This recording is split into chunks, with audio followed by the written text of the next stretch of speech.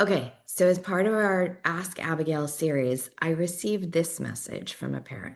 Hi, Abigail. Thanks for this opportunity. We're on our holiday, and beside the lovely time we have together, the most difficult thing is hearing the same repetitive question over and over again. Maybe you have a way to deal with this. Thanks.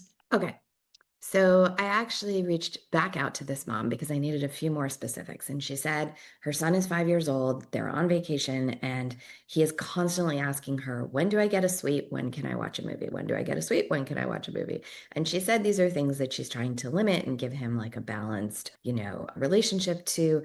And as we see, actually, sometimes when we're trying to limit something like that, what we're actually creating is the opposite of balance. We're actually creating anxiety. So, because she's trying to control how often he has a sweet and how often he has a movie, he is asking the same question over and over and over again because he has a desire that's not being fully met. He's presenting with a desire, and she is meeting with her worries and concerns and limits around this desire, as opposed to understanding and jumping into the desire with him and then building limits together. So, what this can look like is actually we want to give our child a very clear answer.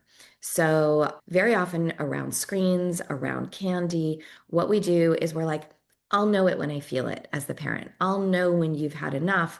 I'm going to know when you've had enough, good food to eat. I'll give you the dessert when the time is right. That actually creates this sense of like real anxiety for a child because they don't understand the magic rules that will open it up. So they're always going to poke around. When can I get it? So what's really great is actually work with them and build a very specific system. Like you can have one treat a day.